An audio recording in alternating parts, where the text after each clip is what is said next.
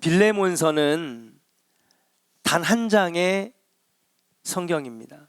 장수가 한 장밖에 없는 성경 66권 중에서 제일 짧은 분량을 가지고 있어요.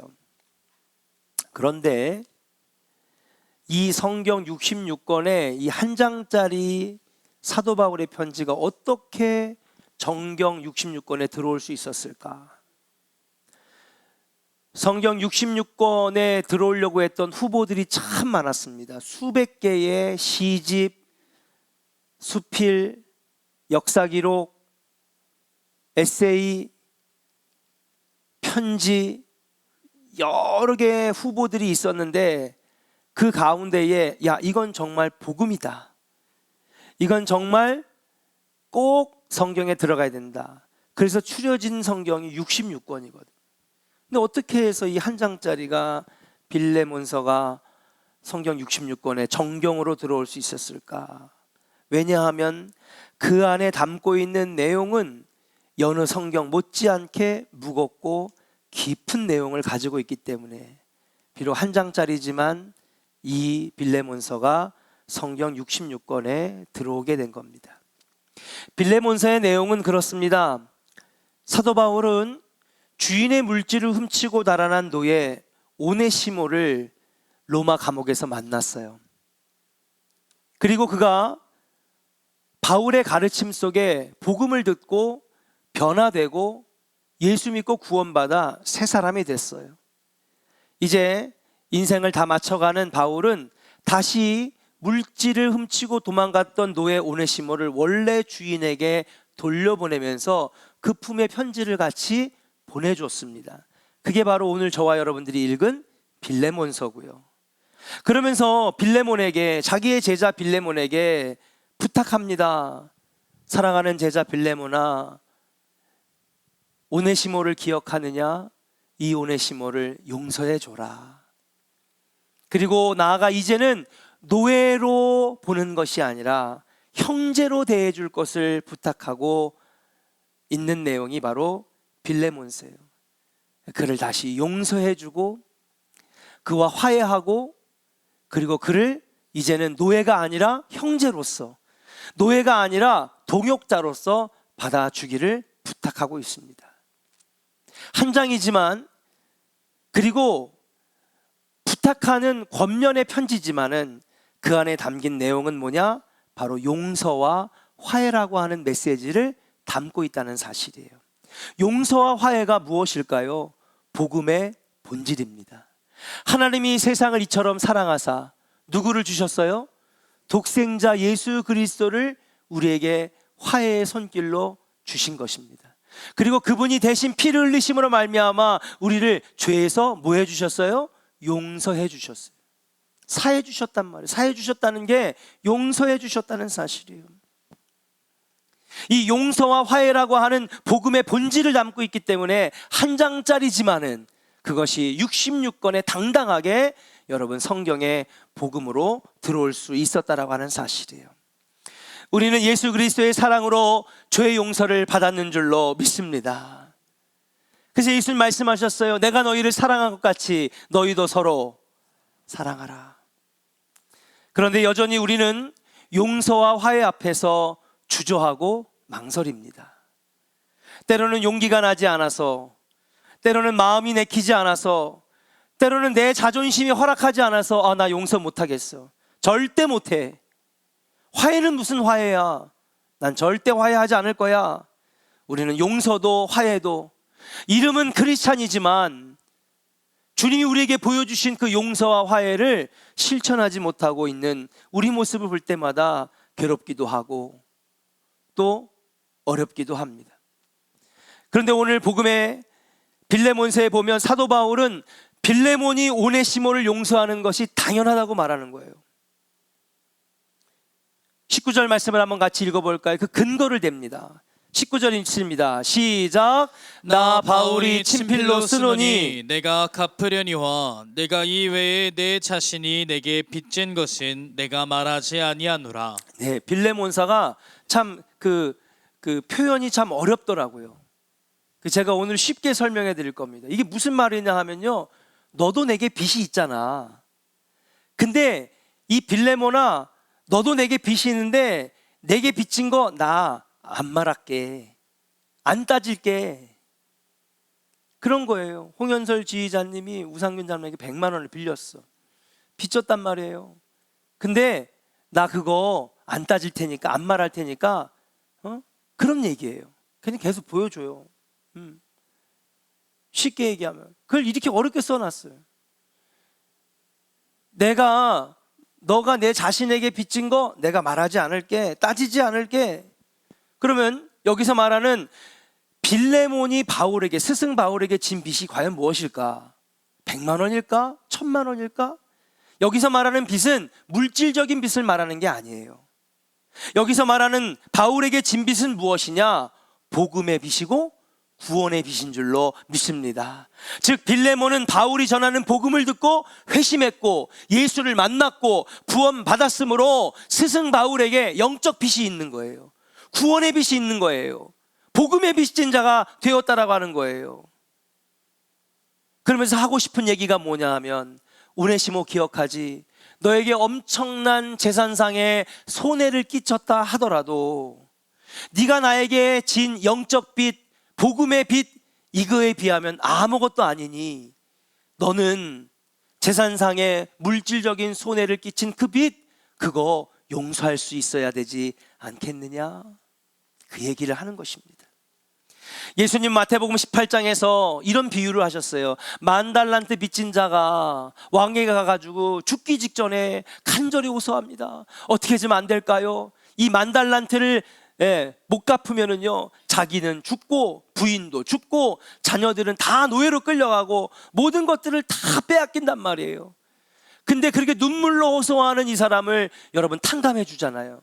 10,000달란트 없던 걸로 해줄게. 집에 돌아가는 길에 친구를 만났습니다. 얼마 빚졌어요?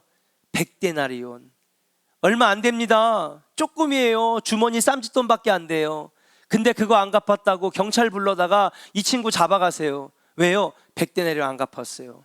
근데 아까 보니까 관아에서 나온 경찰들이 보니까 아까 이 사람 얼마 탕감 받았어요? 10,000달란트. 여러분, 1달란트가 금 60kg이란 말이에요. 그럼 10,000달란트는요, 사람이 갚을 수 없는 거야. 비유를 그렇게 하셨단 말이에요. 달란트가 60kg이에요. 그럼 그게 은이 됐든 금이 됐든 돈이 됐든 어마어마한 돈, 사람이 갚을 수 없는 걸 지금 탕감해 줬는데 겨우 주머니 쌈짓돈 그거 안 갚았다고 친구를 옥에다 가둬? 왕이 다시 부릅니다. 그리고 그를 잡아다가 옥에다가 가두고요, 모든 걸 다 빼앗겨요.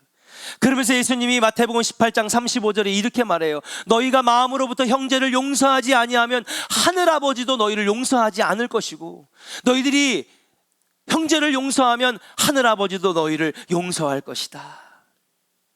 10,000달란트와 같은 죄 무엇입니까? 하나님 앞에 지은 죄가 10,000달란트의 죄예요. 그걸 우리는요, 예수 그리스도의 보혈로 탕감받았어요. 용서받았는 줄로 믿습니다. 그런데 우리 일상생활에 벌어지는 100데나리온 같은 죄는 용서하지 못하잖아요. 목사님, 나 그 사람 절대 용서 못해요. 나 그거 절대로 용서 못해요. 나 화해 절대 안 할 거예요. 나한테 그런 거 강요하지 마세요. 난 그런 성격도 아니고. 세상의 눈으로 바라보면 용서할 수 없겠죠. 세상의 눈으로 바라보면 화해할 수 없겠죠. 그러나 복음의 빚진 자로서, 10,000달란트 같은 하나님의 은혜를 받은 자로서는 용서할 수 있고 화해할 수 있어야 되는 것이 우리 기독교인들인 줄로 믿습니다.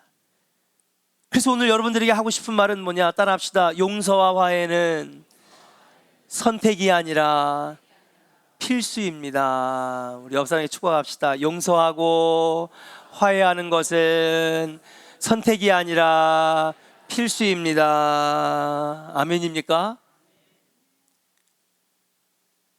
하나님의 은혜를 생각하고요, 10,000달란트 같은 주홍과도 붉은 내 죄를 용서해 주신 그 하나님의 은혜를 생각하면 이 땅에서 벌어지는 많은 일들을 용서 못할 거는 없다는 거예요. 그러면서 오늘 바울이 어떤 얘기를 하느냐, 오늘 말씀의 핵심입니다. 바울이 빌레몬에게 이런 권면하면서 오네시모를 용서해주고 형제로 받아주고 화해하고, 그러면 그것이 나에게는 목회를 돕는 동역이라고 말하고 있어요. 아니, 내 와가지고 내 주부를 만들어주는 것도 아니고, 목회하는데 같이 신방을 다녀주는 것도 아니고, 목회를 하는데 무슨 같이 여러 가지 일을 하는 것도 아닌데, 그냥 내 옆에 있는 형제를 용서하고 화해하는 것만으로도 그게 목회자인 나를 돕는 일이래요. 그게 동력하는 일이라는 거예요. 저는 이 말씀이 저에게 너무 와닿은 거예요.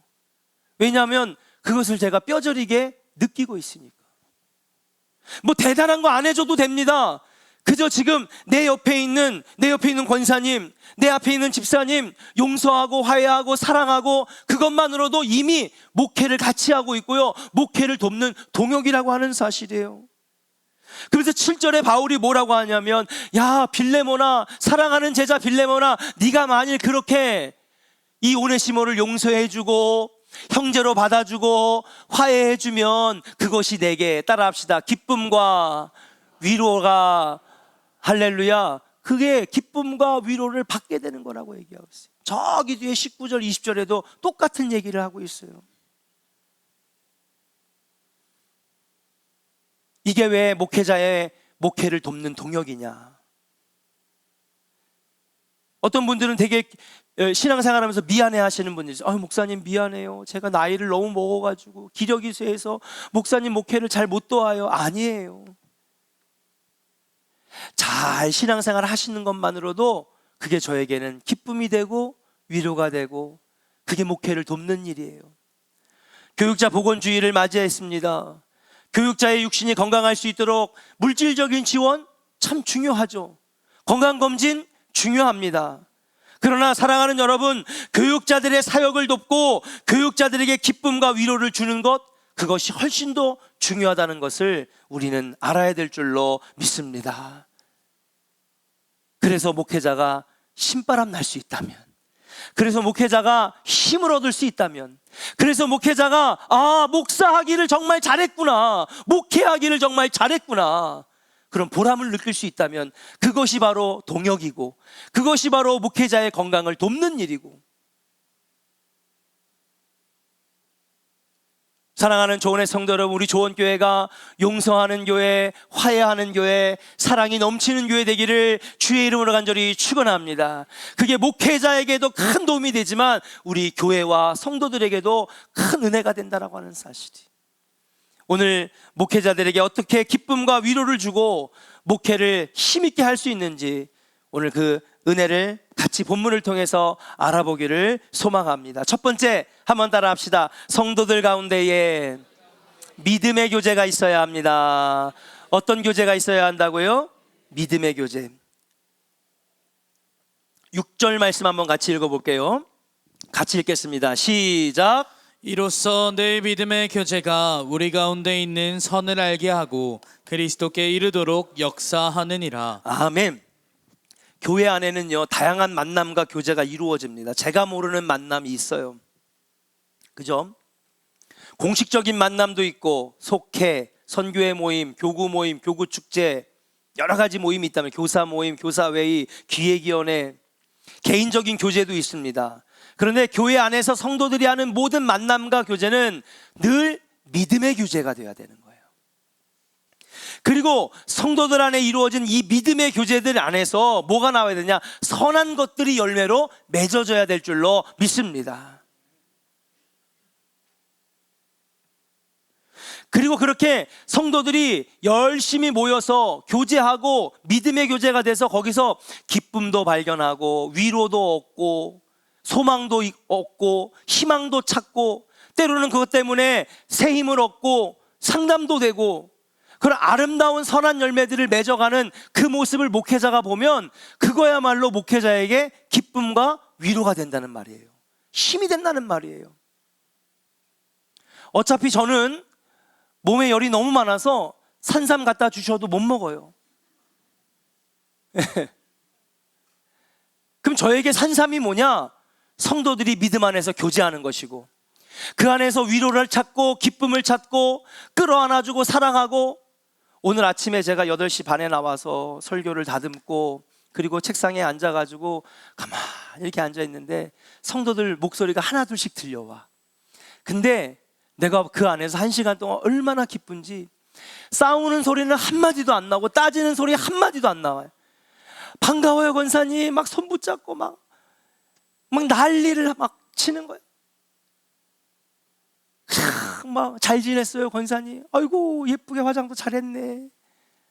그냥 위로해주고 격려해주고 그냥 막 좋은 얘기들을 하니까 앉아가지고 내가 듣고 있는지 몰랐을 거예요 아마. 얼마나 마음이 기쁜지. 그 모습을 지켜보는 목회자의 마음에는요, 기쁨과 위로가 생겨지게 되는 거예요. 우리 7절 말씀 같이 한번 읽어보겠습니다. 그 마음을 사도 바울도 얘기하고 있습니다. 같이 시작. 형제여, 성도들의 마음이 너로 말미암아 평안함을 얻었으니 내가 너의 사랑으로 많은 기쁨과 위로를 받았노라. 아멘. 주일에 예배를 드리기에 교회 문을 여는 순간 성도들이 서로 끌어안아주고 안부를 묻고 고민을 들어주고, 그 자체만으로도, 그 모습을 보는 것만으로도 목회자에게는 큰 기쁨이 되고 100만 원짜리 약보다 더 귀한 보약이 된다라고 하는 사실이에요. 목회자의 건강은 바로 그런 성도들의 선한 모습을 볼 때에 나온다라고 하는 사실이에요. 자, 근데 반대로 교회 안에서 믿음의 교제는 온데간데 없어요. 다 사람 냄새 나는 만남이야. 교회 와보니까요, 맨날 싸우고 시기하고 다투고 비아냥거리고. 여러분, 그걸 지켜보는 목회자 어떨까요? 없던 병도 생길 것 같아. 그 목회자의 마음은 얼마나 힘들고 아플까요? 모여서 회의하는데 맨날 싸우기만 해. 그럴 거면 뭐하러 해? 여러분 생각해 보세요. 부모님 생신을 맞이해서 축하하기로 모였어요. 케이크를 3단짜리를 준비했습니다. 선물도 사왔고요, 첫째 아들부터 5째까지 봉투에다가 용돈도 준비해 왔어요. 자, 부모님이 생신 잔치 입장을 하는데 가족들이 모이자마자 이 5명의 형제가 그냥 치고받고 싸우는 거예요. 언니는 뭘 잘했다고, 오빠는 해준 게 뭐야? 부모님 마음이 기쁠까요, 안 기쁠까요? 그리고 여러분, 돈 봉투 받으면 좋아요, 안 좋아요? 아, 그래도 좋아요? 참, 이거 문제 많네. 에? 얼마나 그 부모님 마음이 아플 거예요. 목회자도 마찬가지입니다. 성도들이 나누는 믿음의 교제 얼마나 복스럽습니까? 얼마나 행복합니까? 그냥 웃으면서 격려해주고, 모이면 기도하고 흩어지면 전도하고, 믿음의 교제를 이루어질 때 목회자는요, 여러분 너무너무 건강해지고 너무너무 행복해지는 거예요. 그러면요, 목회에 열정이 생기고요, 목회에 힘이 생기고요. 여러분, 만병의 근원이 뭐예요? 그렇죠, 스트레스라고. 근데 보니까는 스트레스를 안 받아. 왜? 너무 오히려 행복한 거야, 교인들을 바라보니까. 하물며 하늘에 계신 하나님이 얼마나 기뻐하시고 흐뭇해 하실까. 사랑하는 조원의 성도 여러분, 조원교회 안에서 만나는 모든 만남과 교제가 믿음의 교제 되기를 주의 이름으로 간절히 축원합니다. 그리고 그 속에서 아름답고 선한 열매들이 많이 맺어질 수 있기를 주의 이름으로 간절히 축원합니다. 제가 방법을 알려드릴게요. 어떻게 하느냐. 첫 번째, 언니 오빠 안 됩니다. 아시겠죠? 언니 오빠. 왜? 교회에서는요 뭐가 있어요? 직분이 있잖아요. 교회에서는요 집사님, 권사님, 장로님. 언니 오빠 하는 순간, 언니 500만 빌려줘. 오빠 이 물건 좀 사면 안 돼? 사주면 안 돼? 언니 오빠 하는 순간부터 이게 자꾸 사람 냄새 나는 관계로 갈 수밖에 없는 거예요. 이해는 해요, 친해지니까. 그래도 교회는요 다 믿음의 관계가 돼야 되는 거예요. 인정하시면 아멘.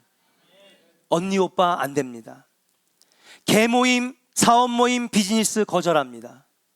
안 돼요. 제가 교회밥 50년 먹었어요. 얼마나 많은 사람들 만났겠습니까? 근데 믿음의 모임, 신앙의 모임이 아니잖아요. 마지막에 끝은 다 안 좋아요. 그걸 알아야지. 교회에서 사람 모임 만들면 안 되는 거예요. 세상 모임 하면 안 되는 거예요. 아, 목사님 너무 매정한 거 아니에요? 그래도 말이야, 사람이 살아가는 맛이 있는 거지, 관계가 있는 거지. 아니에요. 끝은 무조건 안 좋아요, 여러분. 그걸 알아야 돼요.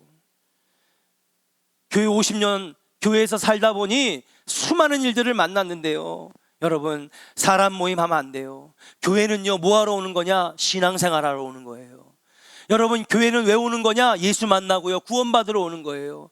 여러분, 와가지고 정치하지 마세요. 장로님들, 권사님들 와가지고요, 정치하려고 하지 마세요. 딴 거 하려고 하지 마세요. 와가지고 뭐 하는 거냐? 예수 만나 은혜 받고 신앙생활하는 거지.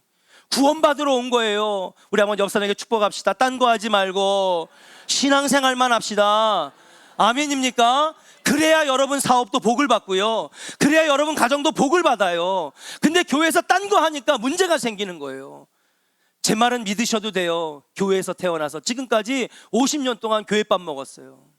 수많은 모임을 만났지만 믿음의 교제가 아닌 다른 모임은 끝이 무조건 안 좋아요.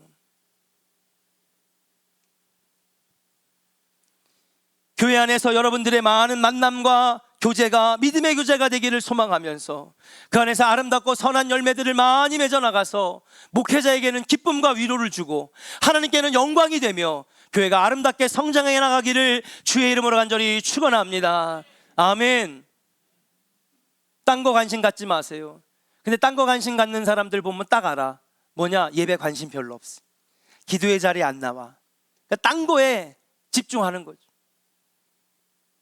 여러분, 신앙생활 열심히 하시기를 주의 이름으로 간절히 축원합니다. 해보세요. 하나님이 물질의 복을 안 주실까? 가정의 복을 안 주실까? 자녀의 복을 안 주실까? 딴 거 하니까 안 되는 거예요.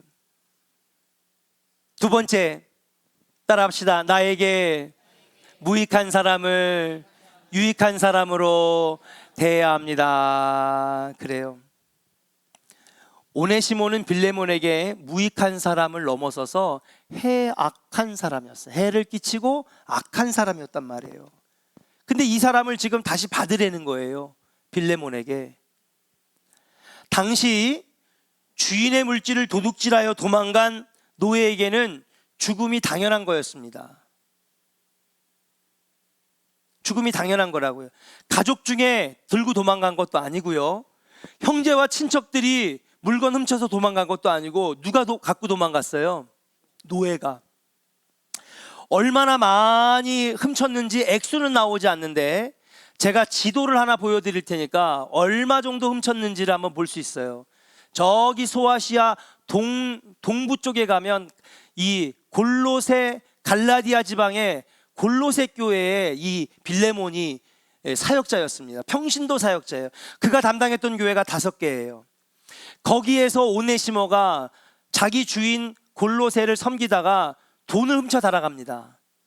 그 돈을 훔쳐 달아간 다음에 어디로 갔느냐? 로마에 와서 바울을 만나는 거예요. 여기저기 막 헤매다가 로마까지 흘러 들어왔어요.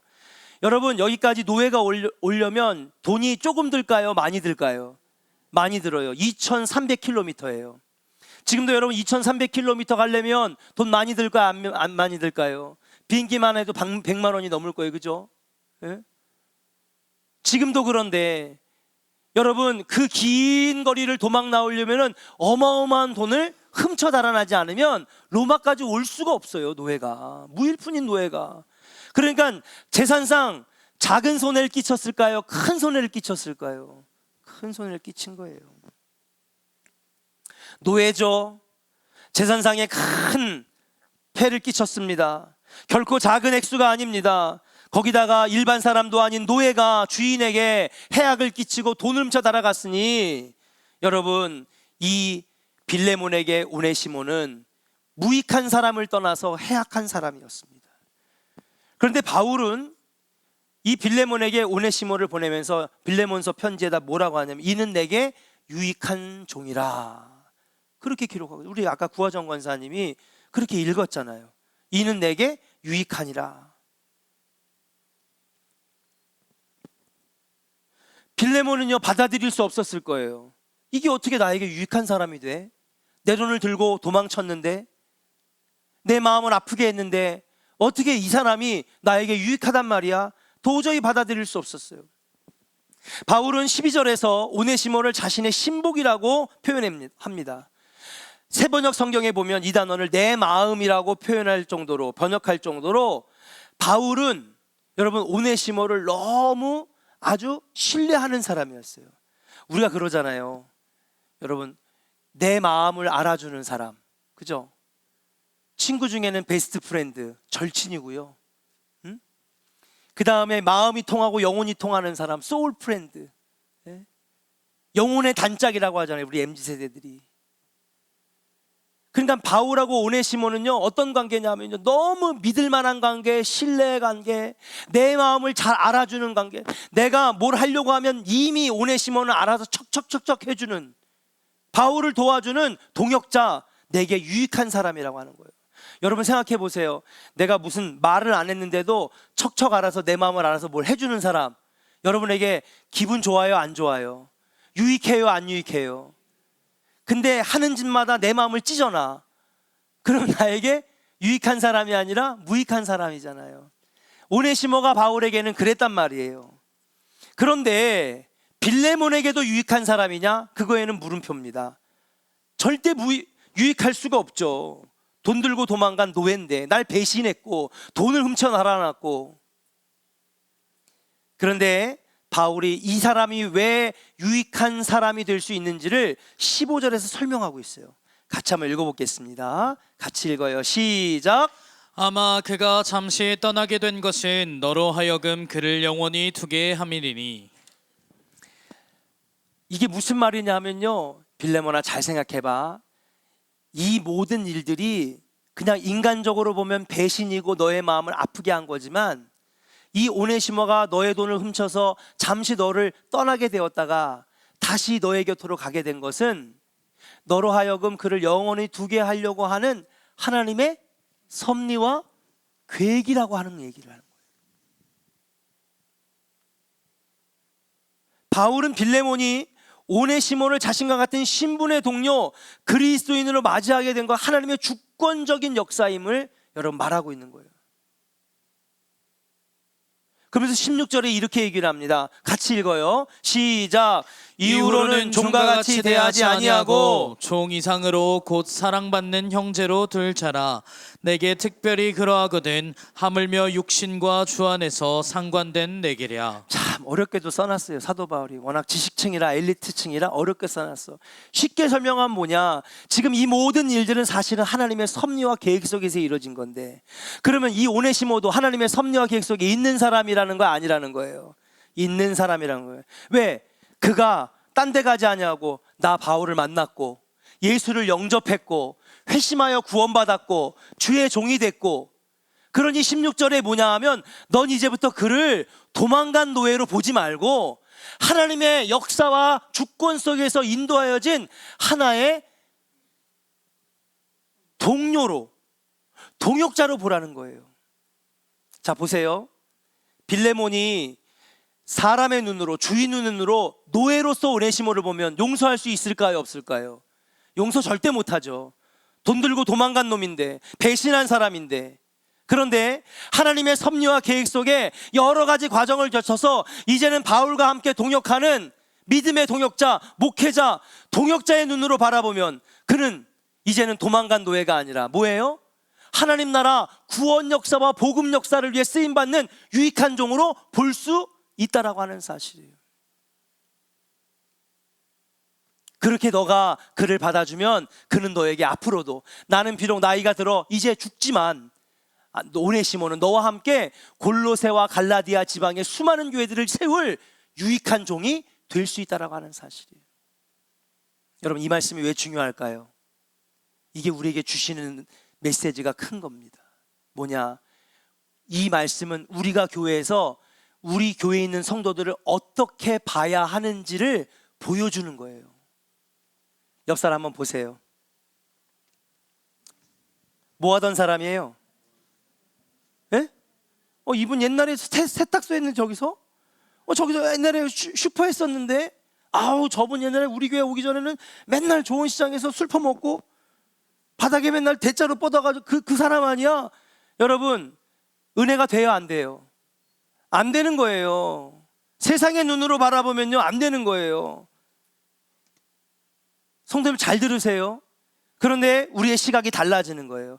내 옆에 있는 사람이 예전에 모아던 사람, 어디 살던 사람, 저 사람 원래 송죽동 살았던 사람인데, 그게 아니라 이 사람이 하나님의 강권적인 역사와 인도하심 속에 5만 개가 넘는 한국 교회 중에서 조원교회라는 인도하셨고, 이 조원교회에서 우리를 만나게 하셨고, 이 조원교회에서 하나님께서 시키실 일이 있어서 우리를 만나게 하셔서 믿음의 교제를 이루게 하셨는데, 보니까 이 사람도 뭐예요? 하나님 나라 복음을 위해 쓰임받는 종이라고 생각하면 유익해요, 안 유익해요? 유익한 종이고요. 은혜가 돼요, 안 돼요? 은혜가 되는 거예요. 여러분, 이게 바로 신앙의 눈이에요. 근데 교회에서 왜 자꾸 사람의 차별이 생기고, 여러분 사람의 갈등이 생기고, 왜 싸움질이 나느냐? 자꾸 와가지고요 세상적인 눈으로 내 옆에 있는 사람을 바라보니까 싸움이 나고요, 시기하고요, 질투하는 거예요. 지가 잘났으면 얼마나 잘났지. 옛날에 교장했으면 다야? 옛날에 은행장 했으면 다야? 저거 옛날에 맨날 저거 술 먹고 맨날 그냥 자꾸 세상의 눈으로 바라보니까 은혜가 안 되는 거예요. 내게 볼 때는 다 무익한 사람들인 거예요. 여러분, 여러분의 시각이 바뀌어지기를 주의 이름으로 간절히 축원합니다. 아멘. 교회 안에서 만나는 사람들은요 무익한 사람은 아무도 없어요. 우린 다 하나님 안에서, 교회 안에서 만난 사람들은 다 하나님 안에서 유익한 종들인 줄로 믿습니다. 우리 한번 옆사람 축복합시다. 당신은 내게 있어서 유익한 사람입니다. 아멘. 아멘이에요. 저는 이 말씀이 저에게도 되게 중요하다고 생각해요. 나 저 권사님만 없었으면 목회 정말 잘할 텐데. 응? 저 장로님만 없었으면 나 진짜 목회 잘할 텐데. 그건 교만이고 그건 죄악이에요. 하나님은 절대로 그냥 만나게 하시는 법이 없어요. 하나님께서 다 뜻이 있으시고 계획이 있으셔서 우리를 만나게 하셨는 줄로 믿습니다. 그렇게 생각하면요 목회의 눈이 달라지는 거예요. 안 귀한 사람이 없어요. 안 예쁜 사람이 없는 거예요. 다 나의 영적 자녀들이고요. 빌레몬에게 바울은 그 얘기를 하고 있는 거예요. 빌레몬아, 네가 그 사람을 계속 노예로 보면 화만 나고 분노가 치밀어 오르고 절대 용서할 수 없는 무익하고 해악한 사람이지만, 너가 그 사람을 하나님의 놀라운 구원 역사 가운데에 인도해 내신 또 하나의 하나님 쓰시는 종이라고 생각하면 그는 내게 유익한 종이라. 그렇게 유익하게 여기는 그 모습을 보는 목회자는 여러분 마음이 얼마나 기쁠까요? 목회자는 그 모습을 보면 아름다운 거예요. 여러분, 교회 안에서 서로를 귀하게 대우해 주시기를 주의 이름으로 간절히 축원합니다. 교회 안에서 필요 없는 사람은 한 명도 없습니다. 모두 다 하나님의 강권적인 은혜 안에 만나게 하셨다라고 하는 사실이에요. 내 옆에 있는 속회원들을 귀하게 여기고, 내 옆에 있는 장로님들을 귀하게 여기고, 내 옆에 있는 권사님들을 귀하게 여기고, 성가대를 귀하게 여기고, 교사들을 귀하게 여기고, 속장님들을 귀하게 여기고, 서로가 서로를 위해 아낌없이 귀하게 대해주는 그 모습을 보는 목회자는요, 여러분 병원 안 다녀도 돼요. 여러분 밥 안 먹어도 배불러요. 행복한 목회를 할 수가 있고요, 건강하게 목회할 수 있는 줄로 믿습니다. 사랑하는 조은의 성도 여러분, 우리는 서로를 복음 안에서 봐야 될 줄로 믿습니다. 구원의 소식인 복음이 우리에게 가장 가치 있음을 믿는다면 세상에 내게 무익한 사람은 없다라고 하는 사실이에요.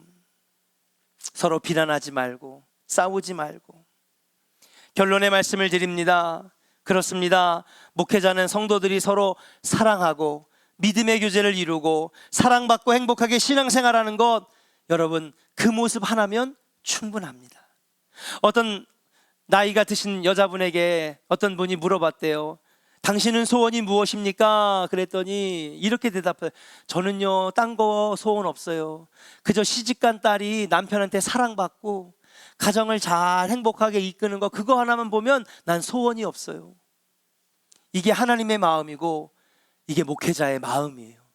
여러분 신앙생활 잘하고요, 여러분 신앙생활 하다가 복을 받고요, 성도가 서로를 아껴주고요, 당신이 내게 제일 유익한 사람입니다. 귀하게 여겨주는 거, 그 모습이 목회자를 신바람 나게 하고 목회하기를 정말 잘했구나 보람을 느끼게 하고요, 더 힘을 내서 최선을 다해서 목회할 수 있는 원동력이 되는 것인 줄로 믿습니다. 사랑하는 조원의 성도 여러분, 믿음의 교제를 만들고요, 호의와 평안과 그리고 선을 베풀고 아름다운 열매들을 많이 맺어서 하나님께는 영광이 되고 목회자에게는 힘이 되고 그리고 성도들에게는 서로가 위로가 되는 아름다운 신앙생활하는 우리 조원의 성도들 되기를 주의 이름으로 간절히 축원합니다. 우리 당신은 사랑받